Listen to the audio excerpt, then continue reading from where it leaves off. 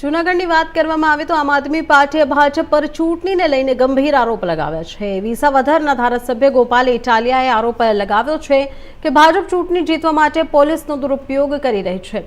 તેમણે જણાવ્યું કે છેલ્લા એક માસમાં આપના 45 કાર્યકરો સામે ખોટા ગુનાઓ નોંધાયા છે અને 100થી વધુ કાર્યકરોની ખોટી રીતે ધરપકડ કરવામાં આવી। સમગ્ર ગુજરાતમાં એક જ મોડ્સ ઓપરેટનથી આ કાર્યવાહી ચાલી રહી હોવાનો દાવો પણ કર્યો। ઇટાલિયા પોલીસના ઉચ્ચ અધિકારીઓ પર પણ ભાજપની દલાલી કરવાનો આરોપ મૂક્યો અને કહ્યું કે આવી રીતે ચૂંટણી જીતવી શક્ય નથી। તેમણે ભાજપને ખુલ્લી ચેલેન્જ આપતા કહ્યું કે હિંમત હોય તો સામી છાતીએ લડી બતાવો। સાથે જ પોલીસ વિભાગને ચેતવણી આપી કે સરકાર બદલાશે તો તેઓ ખામીઓ ભરવો પડશે। આજે 1 એપ્રિલ 2026 નો દિવસ છે।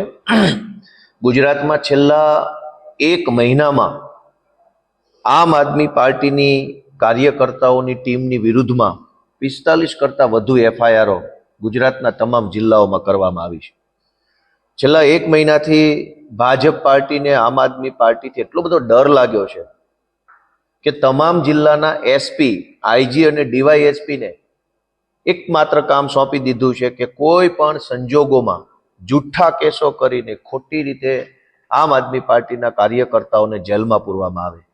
અત્યાર સુધીમાં 100 જેટલા આમ આદમી પાર્ટીના કાર્યકર્તાઓની ખોટી રીતે ધરપકડ કરી છે અને એમાં એક જ પ્રકારની મોડસ ઓપરેન્ડીનો પર્દાફાશ થયો છે। સ્થાનિક વિસ્તારનો કોઈ બુટલેગર, કોઈ માથાભારે વ્યક્તિ, કોઈ ક્રિમિનલ માણસને પોલીસ તરફથી ફરિયાદી તરીકે ઊભો કરવામાં આવે, પછી એ ક્રિમિનલ માણસ અમારા આમ આદમી પાર્ટીના જે વ્યક્તિ ટાર્ગેટ કર્યો હોય એની સાથે સામાન્ય બોલાચાલી કરે, ગાડી અટકાડીને અથવા ફોનથી કે કોઈ પણ રીતે બોલાચાલી કરે અને ત્યાર પછી તરત જ ક્રાઇમ બ્રાન્ચ, એલસીબી, ડી સ્ટાફની એન્ટ્રી થાય અને એ લોકો લૂંટની, જાનથી મારી નાખવાની કોશિશની એફઆઈઆર દાખલ કરે।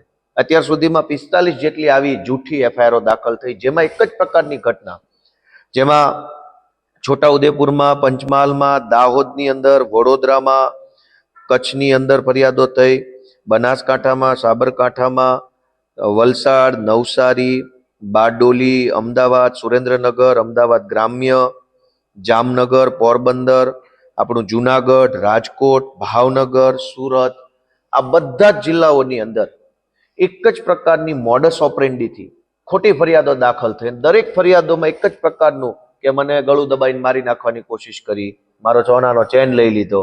દરેક કિસ્સામાં ફરિયાદી બુટલેગરો, માથાભારે માણસો અથવા લફંગાઓ કે જેને પોલીસે જ મોકલ્યા હોય। આખા ગુજરાતમાં અત્યારે આ એફઆઈઆરનો ખેલ ખેલવામાં આવ્યો।